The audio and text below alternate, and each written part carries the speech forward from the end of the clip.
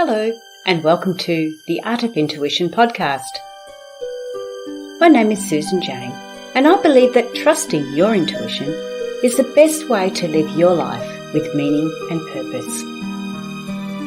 Each week you will hear about how you can connect, develop, and trust your intuition through interviews with other guests and my own personal experiences. Join me to understand how your intuition can guide you towards a life full of meaning and loving purpose.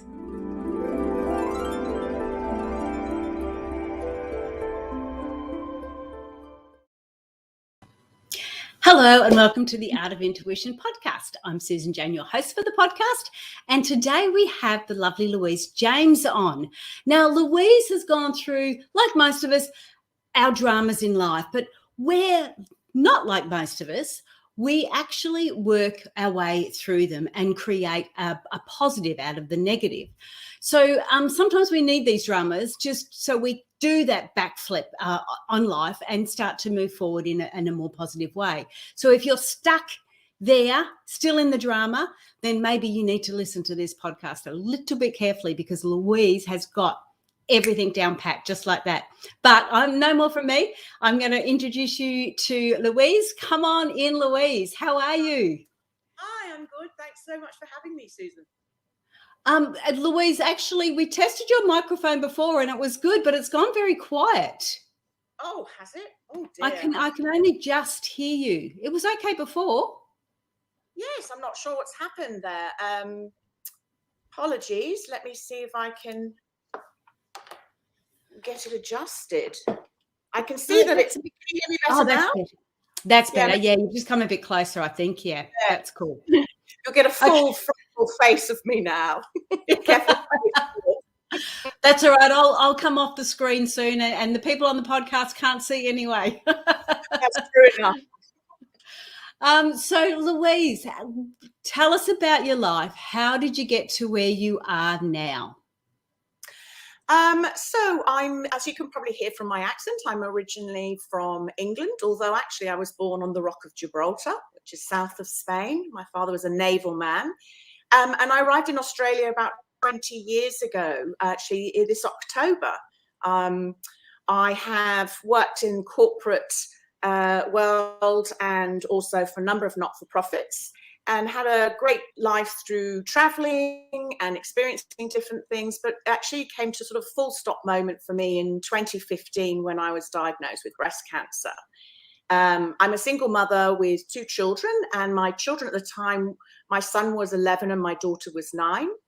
And we'd moved to the countryside and had settled down here. My son had been diagnosed just about a year or so before then with Asperger's, autism, as it's now called, now that we know how to spell and say the name Asperger's. They've changed the labeling. So we moved down into the countryside. So it was a bit of a shock, I think, at first. I was like, oh my goodness, I feel like I've done my dues in life. And from that experience with breast cancer, I had a roller coaster year of treatments. And I actually found that it was after cancer that when I tried to go back to my old life and my old way of being, that I really started to realize there were lessons I hadn't fully learned from that experience, and that I wasn't really able to move forward until I'd sort of uncovered what perhaps limiting beliefs or old stories that were holding me back from really living my true authentic self. So basically you were diagnosed with breast cancer around the same time your son was diagnosed with Asperger's. He had been diagnosed a couple of years beforehand, a few years before, but I think it was, no one wants to hear this when you are diagnosed with cancer, that, that there's an element of your life, there's a disconnect between your body and mind. And so that's the sort of breaking down within your body. And I hadn't really listened to it. And I'm sure all mothers out there know that you keep going until you sort of collapse in a heap. And I think with myself, it was very much that I just kept going, didn't listen to my own, my body was screaming at the time, like, just stop, until it actually sort of made me fully stop. and have to take care of itself. So I had sort of stopped listening to my own inner wisdom and what my bodies and emotions were telling me, which actually served me well, as in surviving that experience. But afterwards, I knew that if I had limited time in life, I really wanted to experience life fully and thrive in life, and that there were things that I needed to do to help me really on that pathway, which is when I started a new way of looking at things and taking a holistic approach in life, restudying holistic counseling, understanding my mind and body connection, really listening to my intuition. And when I was being triggered, what did that mean for me? What was I missing? And really listening to the words that I was telling myself, the old stories that we take as like gospel, but actually if we pause, the power in that is actually reflecting and going, is this really what I want to do in life? Is this something someone's told me what I should be doing with my life? Or is this an old pattern from childhood that I just haven't addressed? So I started my own self-discovery journey, and starting to transform my life from mind, body, and soul, really. Because I think, one thing that cancer does, it really wakes you up. And if you have a limit with your time, we often don't face that until we are given a life-threatening disease. Is, okay, what do I really want to do? How do I want to live my life fully? So that's where I came to starting that journey. Wow. So you've been diagnosed. I've never had that. So I really don't know what you're going through, so I can only imagine. But the thought of being given a time frame or a possible time frame, and you've got young children, and yours were only 11 and 15, were they? 11 and 9, yeah. 11 and 9, yeah. That and a single mum. I guess I didn't put that in, but a single mum, that would have been horrendous. Like, I would think I would have gone into a sort of a bit of a meltdown myself. Is that what you experienced first? Like, what would like if somebody was experiencing exactly that, what is it that they're first going through? Well, I think the first part is shock, and you kind of sort of disassociate. So I remember when I was actually told I had cancer, I had a friend with me. So that's the first thing I'd always say to anyone: take someone in with you, because it kind of hear blah, blah, blah when the doctor's telling you something, and you almost, well, for me, I disassociated with my body. And I remember like almost watching what was happening, but not participating in it, not really taking in what was being discussed. Then there was that element of protection mode for the children, not trying to show them, illustrate too much what I was thinking. And so I would have, of course, I had those moments where, I had crying when they were at school. I tried to pack my emotions into little jars and go, I'll review you later. Because when you don't know what time left you have, it actually is a bit freeing, to be honest. And I actually look back on my life and thought, I'm really glad I've got to this point with the children. I've shown them where I wanted to live, that they had the space. And it actually was afterwards where you are during treatment so busy. So I had chemotherapy and radiotherapy, and then I actually ended up having a full hysterectomy. But I was in such a robot. You're on call it the treatment treadmill. You've got your head down, you follow doctor's directions because you want to know you're giving yourself the best chance. But it was on the other side where I call it the cancer circus, where your appointments for seeing specialists become further and further apart. So you're actually, gone from the full job of surviving to, okay, how do I want to live my life? And there is that sort of cloud for the first 5 years, because ironically, I had worked for a cancer organization years before. So it always was spoken of that 5 years is when you counted as a survivor. So I almost was fearful of planning too much ahead of time, just in case I wasn't here. But at the same time is really living fully and enjoying those simple things. So, moments in nature, catching up with friends, just writing. And writing for me and getting the words out and expressing myself was the beginning. And it was from that point that I actually started capturing moments during that time. And then later on, that's when I wrote my book, No Full Stops. And it was a memoir from that year.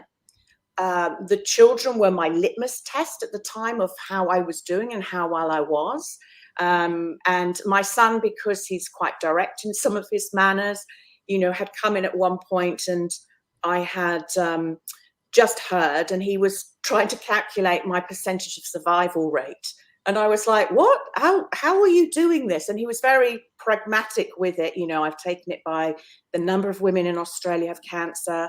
And he came up with a percentage. And he said, and I times it by 1,000 to come up with this percentage. And in my mind, I was going, should be times by 100, not 1,000 to get a percentage. But I was like, don't say anything, because then he'll have his way of thinking that. And my daughter, during that time, and one of the things that I put in the book was a lot of the beautiful notes that she wrote during that time. And her words like follow your dreams and keep being hummus, which she meant humorous. And then there was one line on it that I just had to sort of hold myself in, because she went, I will never forget you. And I was like, I haven't got anywhere yet. Yeah. Hang on. Whoa, lady. Yeah. You're old. What have you heard?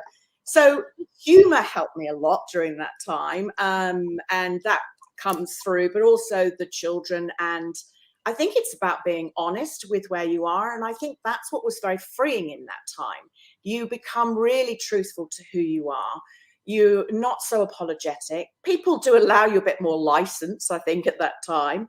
But it's also, it was freeing. And so on the other side, my mental health went down probably afterwards, because you're sort of picking yourself up and going, who am I? Obviously I lost my hair, and that intellectually that's going to happen. But when it does, it was actually the growing back, because when it grew back, they don't put that in the memo, that you never know what your hair's going to grow back like, but it takes so much time to grow back. So at one point I had a strip down the middle of my head that was blank, and then the rest was growing on either side. So I was like, this is like the reverse Brazilian, for goodness sake. And then it started growing really curly and up and out like a big microphone. So I was like, oh, for goodness sake. And you feel very shallow, because you're like, I'm very glad I'm alive. But then you're like, can I just blend in with everybody again? So it was interesting to see how people reacted. And I remember thinking at one point, this summer beanie I was wearing in the dog park, and thinking I looked quite trendy, or feeling a little bit more pepped up. And this man came up to me and said, have you got leukemia? So I was like, oh God, I must look really sick still. But you get through that part. And I think for me, it was being open, being truthful, really expressing what your emotions are. As I say, writing, that journaling and that free writing really helped me just tap back into my intuition and really be honest with what I was feeling and what I wanted to do. So those are some of the things that during that time that really helped me. And I realized that, we get busy with life, and it was actually slowed me down. And then I had to accept where I was and surrendered that my body was not going to snap back quickly, that I would get tired still. And I would just have to be gentle and go gently with myself as I came to the other side. So how long was that process? How long did that sort of take? So you had the healing, or the working on the operations and that real physical aspect. And then you said, like, you were going to lots of doctors and rah. Then you said they started to extend. Yeah. And you've done the chemo. I have no idea on that time frame. Is that like 2 years, 5 years? Like, because you're going through so much that it's a little bit hard to comprehend. Yeah, and I think that the main point I would make to anyone listening, because most of us will have known someone or may unfortunately have experienced it ourselves, is really allowing that person to express what they're feeling, to ask them what they need, and to give them space to explore. In time lengths, it's different from everybody. So I never knew. I'd heard of chemotherapy. I mean, my baseline was, films that I'd watched. There are some chemotherapies you don't lose your hair. My chemotherapy, I had 2 different types. One of them required me to paint my nails black before each treatment so that the nail bed wouldn't lift off. And there used to be an ice cap you could wear. It wasn't available where I was being treated, but there are some places that do that. So it's never to really assume that what someone is going through, even if you've gone through cancer, is the same experience. So allow them. So I would say, if I had to relate it to your audience, it's like COVID. We may have all gone through the same experience, but our individual experience of that will be very different, you know. So it's where it's like grief. You know, there's a lot of buzzing around you when you first get diagnosed, and then when you've had the funeral, you've just got your focus to get to that point. That's your destination. And then after the funeral, everyone rightly carries on with their lives, but you're left going like, what was the meaning of that? How is that? How do I carry on now? What have I learned from that? And what do I do moving forward? So I think that because I had this perception, I just needed to get to 5 years. And that is often where you get your first diagnosis, percentage-wise, the likelihood for you to live up to 5 years. So it is a definite sort of horizon point you work towards. But actually, when I got to it and I spoke to my surgeon that day, I was so ready for him to give me a certificate or a letter. And it was basically because I was about to go travel abroad, and for insurance purposes, a lot of your insurance, it financially impacts you hugely because they want to know that you're going to live to repay a loan or be there for the insurance. And so I was going in with that intention. And of course, he quite rightly reminded me, you know, there's a lot of my patients who've not sat here at 5 years. And so I sort of entered the pool of, I don't know how long I'm going to live, like no one does. But what I did want to do is I didn't want anyone to miss an opportunity and have to wait to a life-threatening illness before they really lived fully and what they wanted to do for their authentic selves to be revealed in both their personal and professional lives. And that's why I created the business that I'm creating is Create Full Life, is a pun on, you know, being grateful that I've got this life, but I want people to help them on their journey to create a full life that's meaningful to them. Because what might be for me really important, and I have a client who loves running, and for her that's like breathing, and for me that is just a nightmare. I'd rather go walking or explore something, but running and my knees. And as you know, we spoke before, unfortunately I fell over and twisted my ankle at the weeding, and because I've got osteoporosis as part of from the cancer med, I'm unfortunately fractured my foot. So I've got this rather beautiful, thankfully you won't be able to see it on the podcast, big boot I'm wearing at the moment. So it puts life in perspective, and it's finding that joy and that meaning for yourself each day, and surrounding yourself with beautiful people that support you and that you can support them. I think that's really important in life. Yeah. Before we go any further, Louise, I just want to let people know, because they've got an understanding of what you've gone through, and they're getting a better knowledge of who you are and what you mean to them. So I want to let them know about your website, which is louisejames.com. So it's LOUISE James, JAMES.com. So if you want to connect with Louise there, you can do that there. So if you've got a story that you want to get an understanding of, or you've got questions you want to ask, she's there for that. Or you can contact her on her email, which is louise@louisejames.com. So louise@louisejames.com. Yeah. And I just wanted to put that forward because we've got a little ticker tape running on the video, but of course the podcast don't see that. Now, back to you. What I want to ask is, your book is called No Full Stops, a memoir. What on earth is full stops? So for me, I thought that cancer was going to be my full stop to my life script. This is it. This is the end. I lost all certainty of what I knew before and what I thought I was going for with life. I wasn't sure if I was going to be living to see my son start high school. And I'm delighted to say that I'm surviving now the teenage years with both my children are 17 and 15 now. I've just seen him graduate from high school. With regards to full stops, because I thought it was, but really for me, the only full stop in life is death. And I saw that that was a possibility in my diagnosis. I actually, in 2018, a few years after I'd gone through my treatment, I sat with my father whilst he, the last 4 hours as he passed away. And it took away a lot of the fear of passing. But for me, it was that again, as I said before, is not living your authentic self or not being true to who you are is probably the greatest gift I could give people, a sense of looking for their purpose and meaning to their own individual life and showing up fully as themselves. And that means we do often have to look at the bits that the shady parts of us that we don't always want to admit to ourselves, but actually facing those helps us understand how we behave in life, how we react to people. And it's really just a question of not judging or shaming ourselves or making us feel guilty for the person that we are, but embracing all those sides.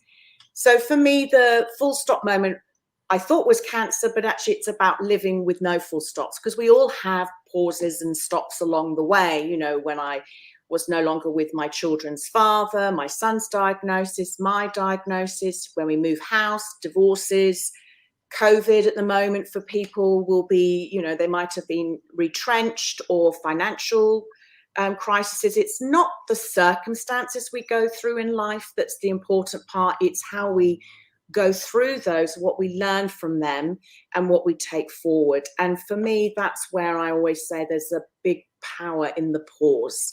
It's really stopping, regrouping ourselves, reflecting what's happened, not dwelling on what's happened, and then taking that learning forward and really tapping into our own intuition of what is meaningful for us and creating that more of that in our daily lives, but also what we might want in our future.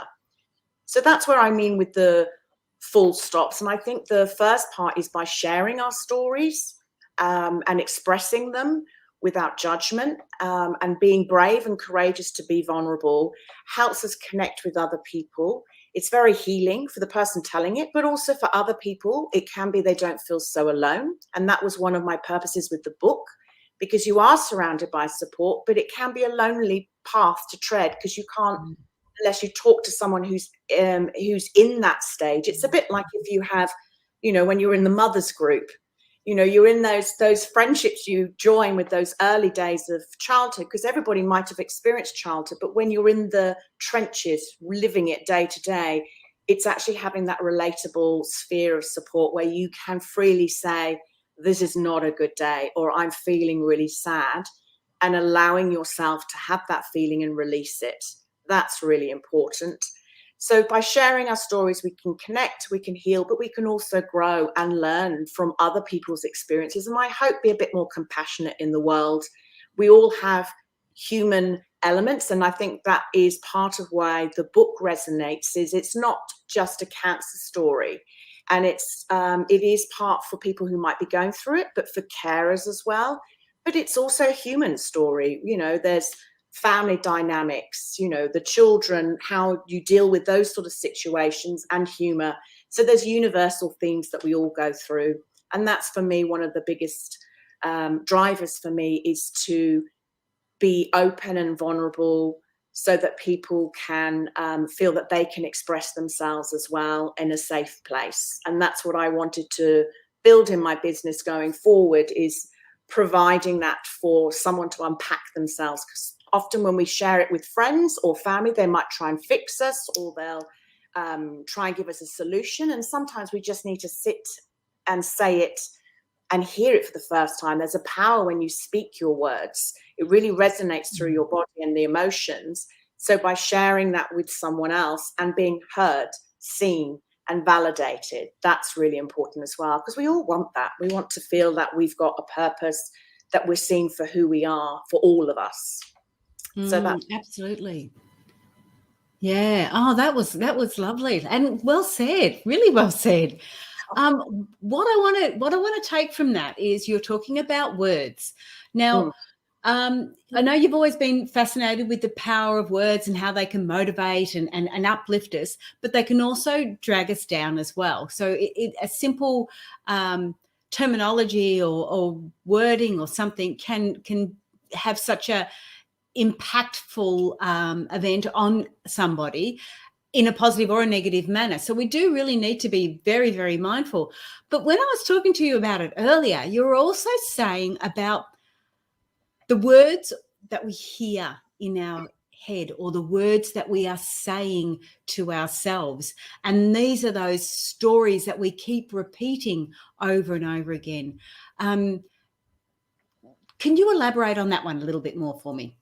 So it's kind of like negative self-talk. And sometimes we are so conditioned and we've heard it so many times in our own head, it actually feels like it's really real.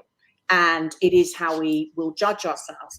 You know, as parents and as a parent myself, there are things I'm probably sure that I would have said to my children and they will take, like having had a child with autism and Asperger's, they cling on to literal words that you say.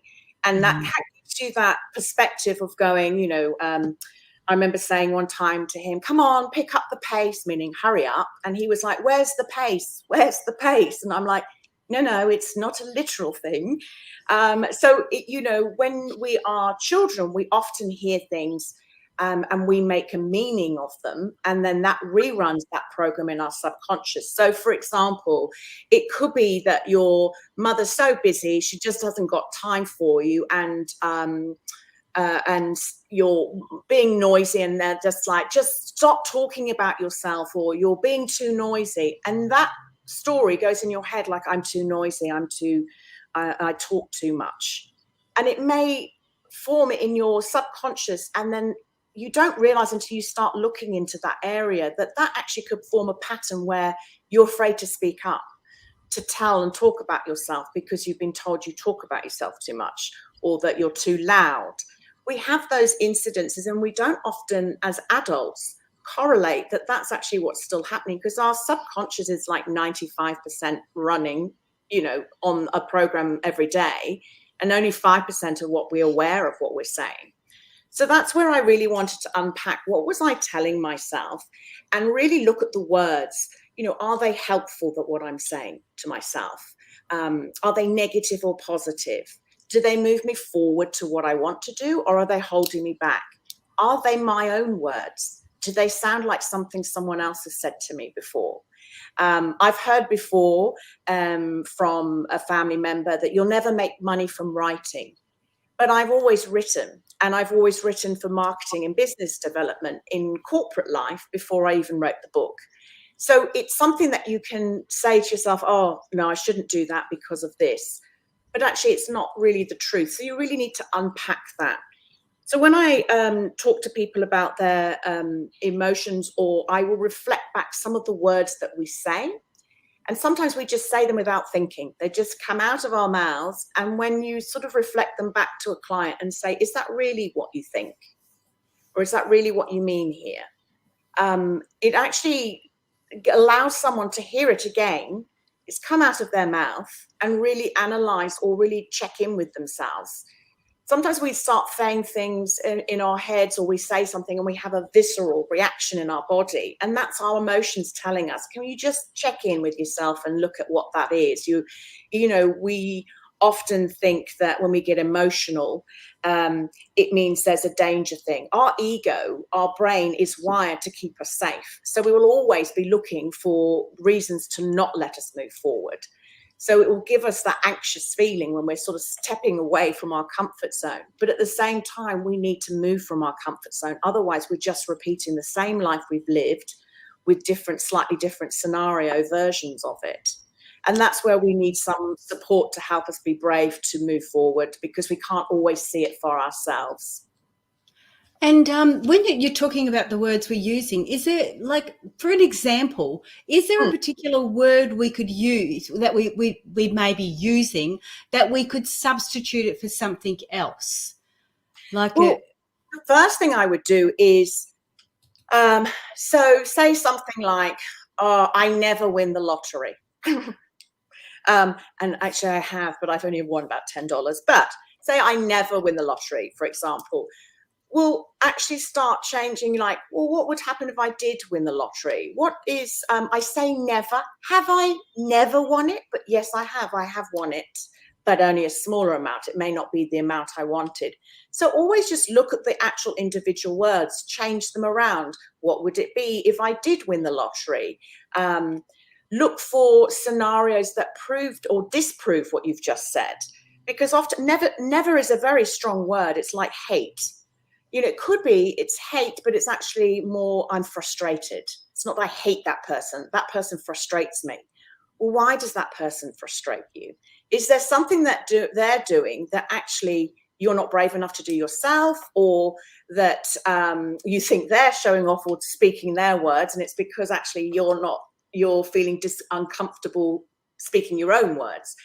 There's a lot we can learn about the way we react to words, the type of words we're saying, changing the words around, and really, sit in and feel like, how does it feel in our body when we say that? Are we excited and uplifted?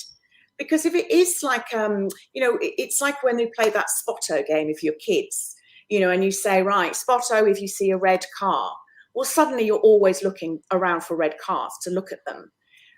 So if you've got negative thinking, you'll always be looking out for negative things to reconfirm what your belief is. And that's why we need to tackle what our self-beliefs are, is to really see, are they real? Is it something we've been told before?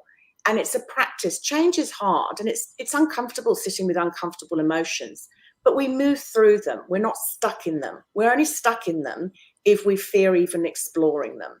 And sometimes I think when we have negative thoughts, we think a bit like Pandora's box. If I open this up, oh my God, it'll never close again. And for the first part, after cancer, no one wants if you've got a time limit, you don't always go, oh, well, let's look at all the bits that I've never wanted to look about myself. It was a few years after that where I was like, do you know what? I keep repeating, I'm still getting frustrated. There's something that I'm missing in my life. Let's do the work and really uncover that. So I hope that helps a bit. So just to question it. And the one word I would use is be curious. Yes. Be curious about it, rather than defensive or justifying, oh no, I'm right to feel this. Of course you're feeling it. No one's saying that you're not allowed to feel it. But I'm one of the people who would say that definitely you have to feel it, because you have to feel it to heal it. But be curious about it. You're not going to have to sit in it. Like emotions, when they sit in your body, can be released. They can't sustain a really traumatic energy level in your body for a long time. So explore it. Be curious about it. And I guess the other thing is, as you're talking about that, I think about the triggers. So when we're feeling an emotion or something's going on, it's when you're saying to be aware of it or to explore it, I suppose I go back to, what were the triggers? What caused it? Yes. Especially if it is an emotion that you perceive as negative, because a negative emotion is one to get your awareness of it. So let's go back another step and go, okay, so what were the triggers for it? How do you look at that? Because I know if I turned around and said, well, what were the triggers? The kids would say, well, she did it. She touched me, and rah, rah. So how do we look at without blaming? Well, first of all our emotions are telling us something. So we perceive them as negative, like anger. And I look at someone with autism, they can get angry because they're frustrated because they can't communicate. But actually, their anger is a communication. Usually anger masks a pain we've got or a frustration. But actually they express it and then it's gone and it's out and they're carrying on to something else. Whereas we are conditioned to hold it down, don't say it. And it's really having that acknowledgement. Okay, they must have made you really sad that your friend said that. Let them have their experience, their feeling. But when we're older, there's actually a modality that I have become a practitioner with. It's called self-directed healing. And one of the things that we do is get the clients to really go back into their bodies, really experience where the feeling, when they've got a trigger, we're looking for triggers. We're using it as a detective. Like, where are you feeling it in your body? And then through a process, we'll almost take them back to when they might have experienced that same feeling in their body when they were younger. And really go back into that moment when they were younger, what was the situation, what was happening around that time, and really get that connection back to the inner child within them. Maybe they weren't allowed to voice that they were angry. Maybe they were scared, but it was like, monsters under the bed and you couldn't say it. So it's always, darkness has always held this big panic for them because they weren't allowed to, in a child's mind, process that this was actually, it's not a reality. And so they've always harbored that. So it's really doing that sort of deeper work. When they're kids, actually kids really express, but we just often don't have the time or allow them to say it, or we're like, don't get angry, that's, we're a public place and we're in the playground, you should all play nicely. And I think as parents, we can be quite simplistic about it. We can almost say, we'd never say to an adult, oh, that's a girl, she's 8 years old, off you go and play. But we do it with our kids, just go and play with that person. We don't allow them to go, actually, let me find out, I like this type of play and they like rougher play, or, to allow them to have their own experiences and share that and learn from each other. We often try and cookie cutter everyone. And there's something that I've learned about myself through my son is I'm not cookie cutter. And so I like to work with people and tailor my approach to what their needs are and what their requirements are. Because we can't blanket everyone and say, when this happens, you'll feel this. Just like in grief. It's a cycle that people go through, but how they react to it, there are other people who are judging and go, oh, I don't know that. She's dating now. She should be grieving still. But we don't know what's happened behind the scenes or how long that person's grieved for already. So it's just being less judgmental, more open communication, and allowing people to express how they want to. Now, not everybody is going to want to write down or journal. They might want to vision board or an art therapy piece where they can draw and express themselves. So with kids, it's through play. Often when you're doing counseling with children, it's through play and interaction. And that's where someone's allowed to freely express and they're tapping into their intuition naturally. That's often where we get those nuggets coming out and going, this is the trigger and this is where it's come from. And we can help them process it and make those dots together. And that's the same with adults. Yeah. Wow. I love that. So we're getting a little bit low on time now, Louise, and I do want to talk about your book again, because it is an Amazon bestseller and it is called No Full Stops, a memoir. And you can actually get it on the website, which is called nofullstops.com, or again, louisejames.com as well. So you can get it from both of those. I can't remember what I was going to say. Well, I guess that the only difference is you can get it on it's on like, I don't know how many thousands of, it is an Amazon bestseller. And I was really fortunate. It went #1 in a number of categories: personal transformation, memoir, etc., and cancer, and other categories, because I wanted to make sure it could be accessible. It's actually an ebook as well. You can download on Amazon. The reason I have it on my website is that I, will write inside signature for you for whatever that's worth, but just to have that personal contact. But yes, you can go to Amazon, Barnes and Nobles. I know you've got people in the States as well. So throughout the world, it's available.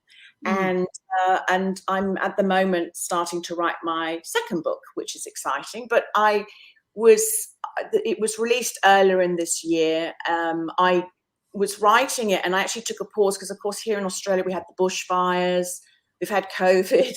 I'm surprised we haven't had toads or some other biblical thing come down. Well, we have them in Queensland. Thanks very much. You can have them in New South Wales. We don't mind. We'll had yes, I know. There's been quite a few things. But I think that it's that no full stops, that mentality of living life with no full stops, is that just living in the now and in the present, because when you do lose certainty, and so some people with COVID, they've lost the certainty of what they were planning in their life. So I hope that this book, I left some of the pages at the back for people to put their reflections and really take that moment when they've read it to see if there's any themes, any inspiration they took, or things that they would like to action in their life, just to really do that full circle completion of what is it that, use that opportunity in that time to really see what meaning the book provides for them and what they would like to take from it. So delighted if it gets into whoever needs to have it. I've had some lovely feedback from both people who have had cancer, who might have said, I wish this is something that was available to people when I was going through it, and carers, and also people who haven't had cancer and have just enjoyed laughing at me, probably. Some of the Well, you know what I've taken out of it, Louise, in this talk and that, to me, what came forward was like, there's no full stops. There's only pauses. And I think that's what you've really, really put forward here. We may feel it's a full stop, like you say, with COVID or with cancer or with anything like that. It might feel like a full stop when you've been given that information, but really you need to take it on board as a pause, a time that you have to reflect, a time that you have to look at what is going on, how you can do things differently, how you can change things up. So it really allows that time to almost breathe, Yes. that pause. So I love the concept of it. I think it's fantastic. And it's something that we need to be mindful of. Yes. I've had a few things happen in my life too. And when I look back at them, I can see that I needed that time to pause, to assess what was going on, to understand what was happening and feel it and grow with it. So I love it. I think that's wonderful. But I've got a couple of minutes left. I want to cross back over to you again.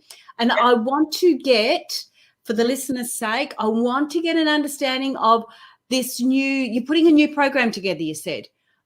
Yes. So if you see it as a coin, so actually my book, the logo itself I created was called No Full Stop. It's like one side of a coin.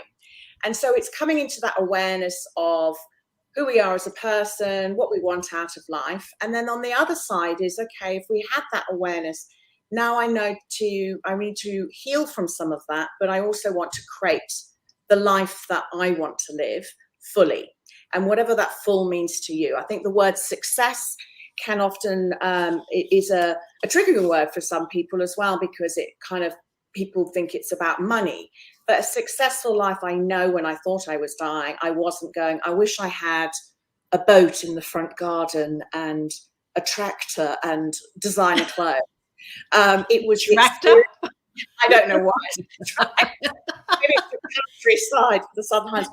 But I knew it was more about the experience I'd had with my children, the risks I'd taken to bring us down to the countryside, getting Labradors, where I think everyone thought I was going completely insane, of adding other things into our lives, other mouths to feed. And it's really just moving forward, looking at what you want. And so I would ask anybody just to really take that pause, that time. I know that for my own health, I was always in firefighting mode. I collapse with my emotions or something, and it's like, get back up and carry on. And that is a survival mindset. But really, to try and get into that thriving mindset is really allowing yourself that creativity, that intuition to come through, and really go from looking for outside validation and what everybody else says you should be, but listening to your heart and what you feel like you want to achieve. So that would be what I would suggest. And it's all about perspective. There's always someone, I always say to my kids, someone who's worse off than us and someone who's better off than us. But enjoy the moment, enjoy the now. Yeah. Oh, that's lovely. Thank you so much. And so again, I just want to run through it. Louise at louisejames.com for the email, louisejames.com for the website, and No Full Stops, a memoir by Louise James. And you can get that on Amazon and all good bookstores. Online. Sorry. There are some bookstores that are selling it. Or you can go and buy a copy. If you go to louisejames.com, that will be, everything's on there. And then the other side of the coin that I was mentioning, that business is about helping people through their personal self-discovery journey. I retrained as holistic counselor and life coach. and another number of healing modalities, one of which, as I mentioned, about the emotional release and stuck in the body. Yep. And so that's the program, because I want to help people to support and meet them where they're at and help them through their journey. So it's about creating that full life. So wow. yes, And that's called a full life. That's on your website, or are you still developing them? Yep. So when you go into the website, it will have holistic guidance and healing, which will be all in that area. I'm creating a website that's specific to that at the moment, but the information is there, and then you can connect to me and I'll work out where you are at the moment and then allow you to select which works best for you, because I want to empower people to make their own decisions and access their own self-healing capacity. So for me, it's about empowering women through counseling and coaching to, so that they can go from beyond working with me and step forward in their own power. We all have that, and sometimes we just need to reconnect to that. Absolutely. Absolutely. Totally agree. Well, thank you so much for being on the show. I really enjoyed it. Again, if you want to connect with Louise, you've got all the details there, and she can help you through different things like that. We'll close it at there. I will say goodbye. Thank you again for being on the show. I will chat with you after. Don't go away. I will chat with you after that. Is there one last thing you want to put forward before you go? I just want to encourage everybody to know that whatever they're feeling and going through at the time, don't let that circumstance stop you from moving forward. Just allow yourself to feel it, to heal it, and keep moving forward. Life's a beautiful thing to embrace, and just hold everyone close to you, and lots of love to everyone. So thank you very much. Thank you. Wow. Thanks, Louise. That was amazing. And like so insightful. It really makes a difference when we can get that understanding from other people of what you're going through, or how you can help somebody else if they're going through it. And like Louise said, allow them to speak, allow them to say what they need to say. You don't necessarily have to fix them or respond or anything else, but just give them that space. I think it's a safe space, that space to pause, as Louise said. There is no full stops. It's a time to pause and keep going. I love that. So if you want to connect with her, you know where to do that. Me, on the other hand, if you want to connect with me, it's Intuitive Personal Development Facebook group. I do live readings on there. Or, of course, subscribe to the podcast. Why not? Or the web TV show. So that's me for today. I will have a great 2022. I will be seeing you anyway, but a great 2022 and a happy new year. And we will chat with you very, very soon. Okay, bye for now.